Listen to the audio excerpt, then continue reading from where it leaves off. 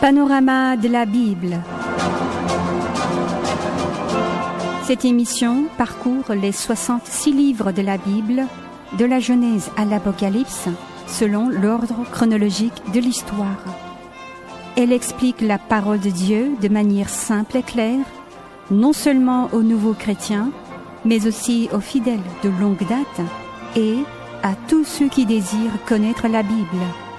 Du Jardin d'Éden au mont Sinaï, du mont Sion au mont Calvaire, jusqu'aux nouveaux cieux et à la nouvelle terre, où coule le fleuve de vie.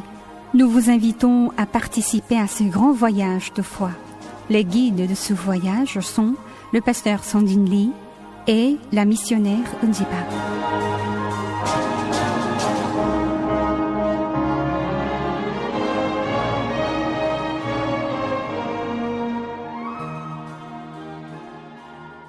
Bonjour, pasteur. Bonjour. Et bonjour à tous, nos chers auditeurs.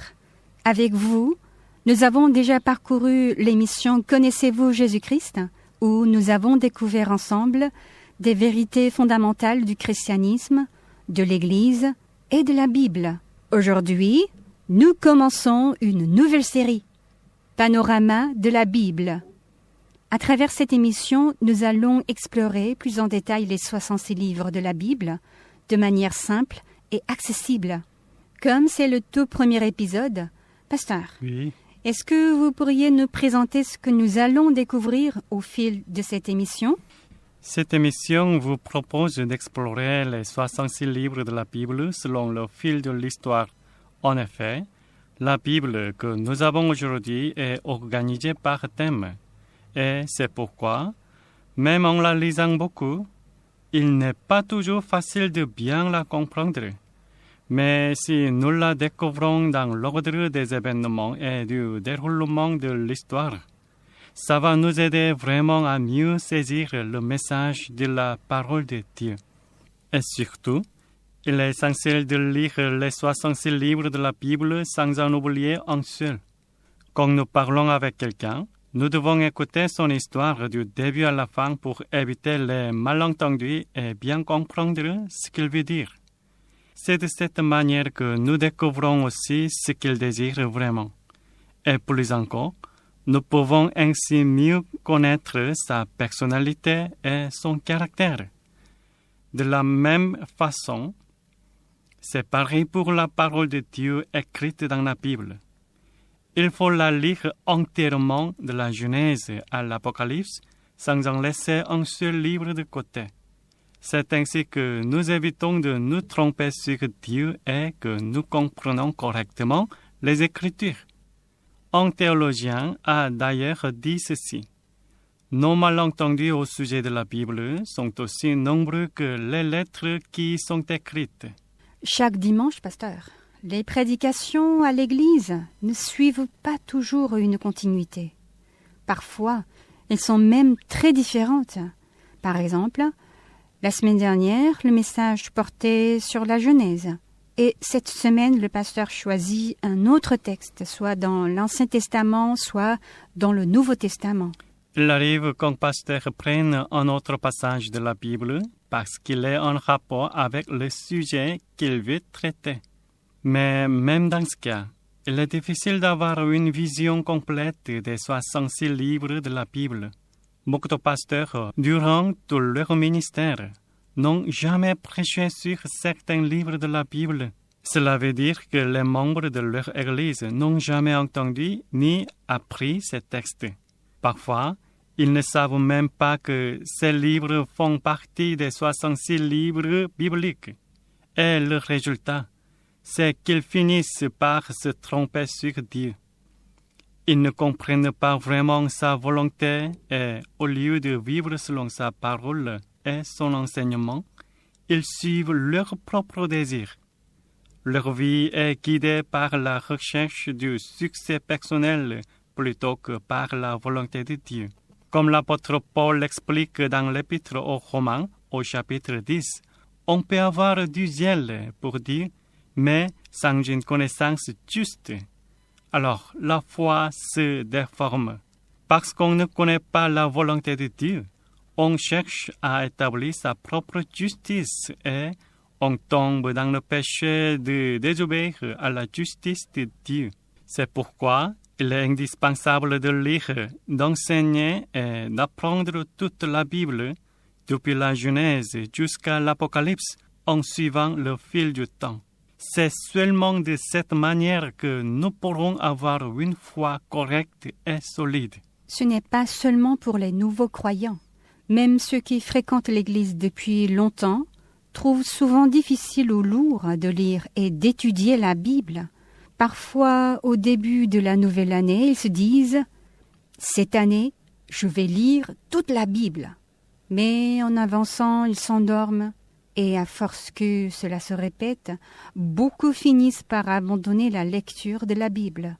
Mais avec cette émission, Panorama de la Bible, en lisant la parole ensemble, je suis convaincue que vous pourrez comprendre la Bible plus facilement et avec plus de joie et de paix.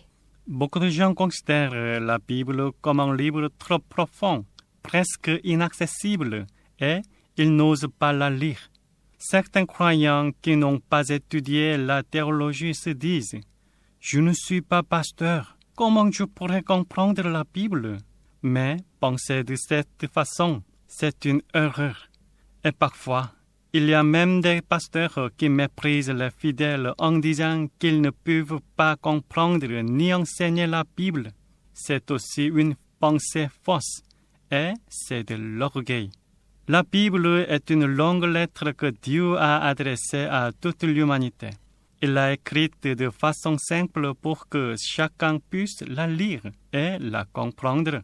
Et si quelqu'un rencontre des difficultés pour la comprendre, le Saint-Esprit vient à son aide. Jésus a dit ceci. Jean 14, 26. Mais le Consolateur, l'Esprit Saint, que le Père enverra en mon nom, vous enseignera toutes choses et vous rappellera tout ce que je vous ai dit. Tout pasteur a le devoir d'enseigner toute la Bible à tous les fidèles. Et de leur côté, les fidèles ont aussi le devoir d'apprendre toute la parole et de la mettre en pratique. Jésus a passé 3 ans avec un grand nombre de disciples. Pendant ce temps, il leur a enseigné la parole. Parmi eux, certains ont été choisis comme apôtres et ils sont partis annoncer l'Évangile à toutes les nations et à tous les peuples. Mais aujourd'hui, dans beaucoup d'églises, certains fidèles ont vécu non pas 3 ans, mais 30 ans de vie chrétienne. Et pourtant, ils sont loin de vivre comme les apôtres. Parfois même, ils ont du mal à mériter le nom de fidèles, de chrétiens ou d'enfants de Dieu. C'est une réalité bien triste. Pour ma part, je pense que si les fidèles en sont arrivés là, c'est parce que les pasteurs n'ont pas enseigné la Bible correctement. Et si les pasteurs n'ont pas bien enseigné la Bible, c'est parce que dans les instituts bibliques, on ne l'a pas transmise correctement non plus. Autrement dit, ceux qui enseignent dans les instituts bibliques n'ont pas formé les futurs pasteurs à transmettre fidèlement la parole de Dieu.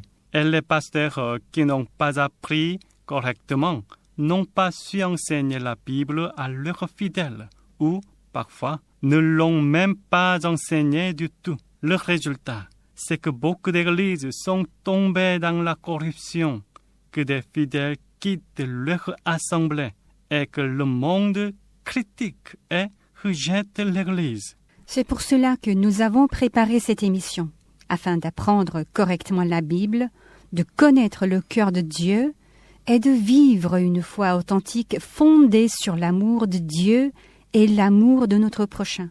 Pasteur, Oui. Pourriez-vous maintenant nous donner une explication plus concrète sur ce que vous allez partager à travers cette émission? Bien. Je vais commencer par vous poser une question.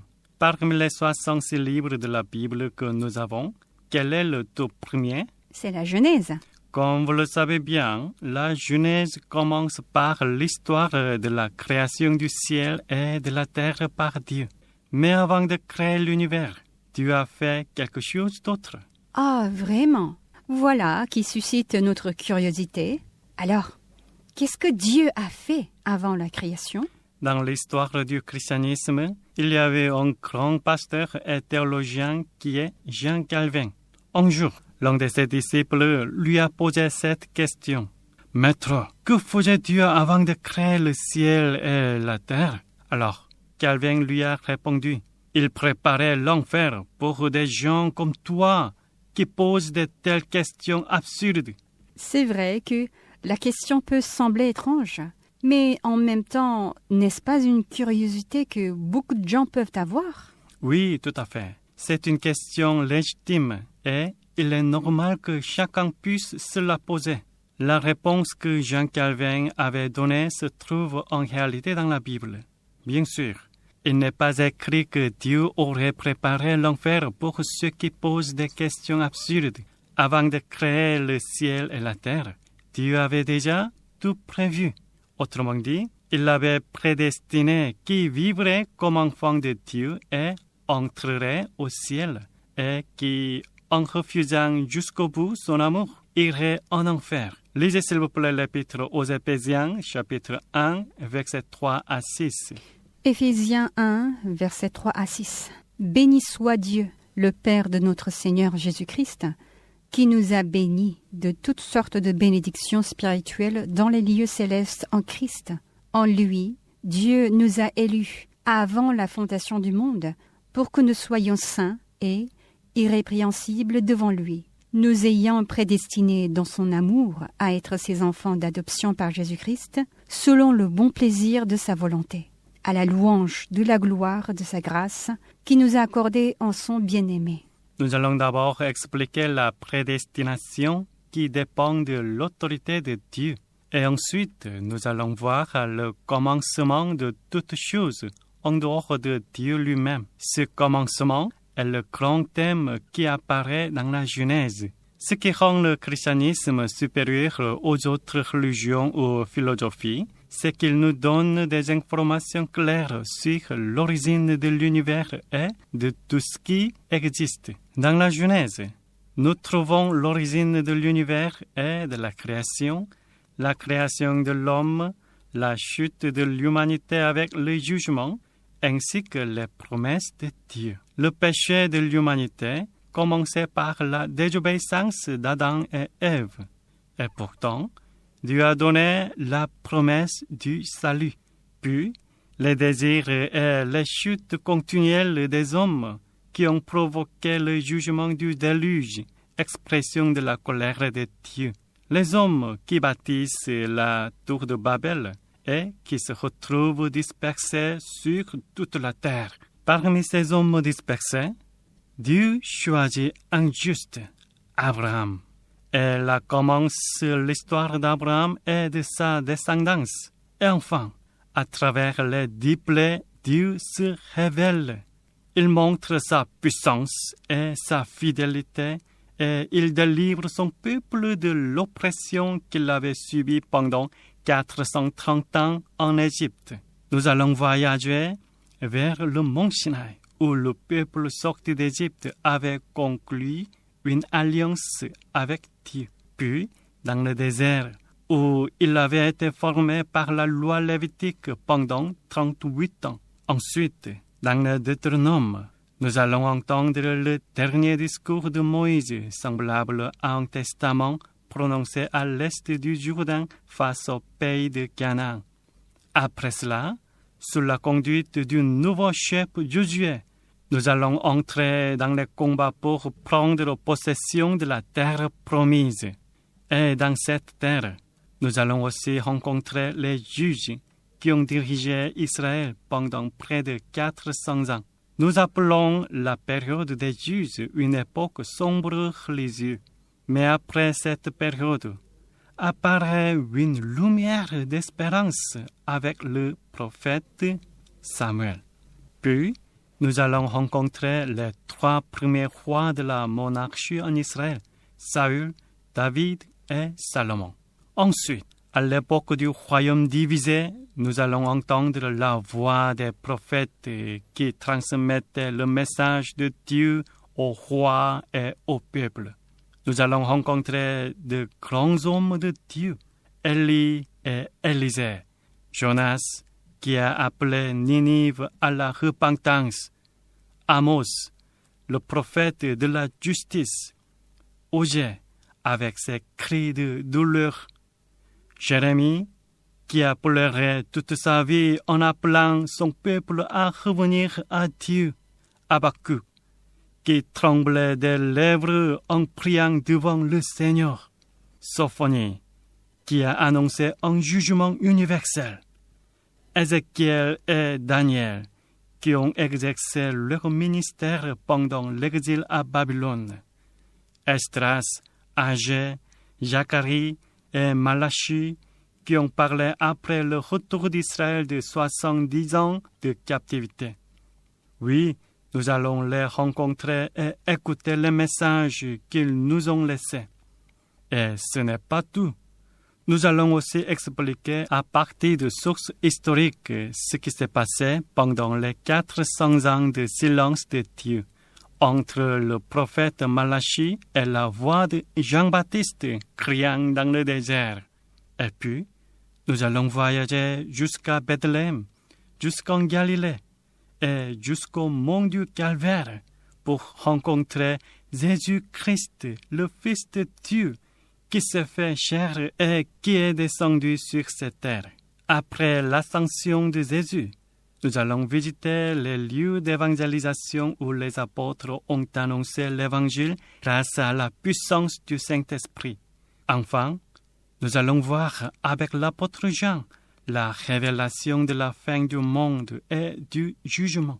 Et notre voyage se terminera dans les nouveaux cieux et la nouvelle terre où coule le fleuve d'eau de vie. Oui, vraiment, c'est une belle perspective.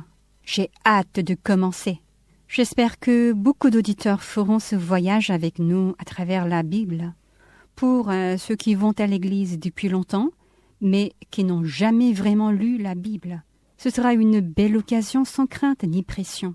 Le voyage sera long, mais nous vous invitons à marcher avec nous, le cœur tranquille et dans la joie. Nous demandons à chacun de vous qui écoutez cette émission de prier pour nous qui vous guidons dans ce voyage. C'était Panorama de la Bible avec la missionnaire Nzibak et le pasteur Sandine Lee. Que la grâce et la vérité de Dieu soient abondantes pour vous tous. Merci, pasteur. Merci.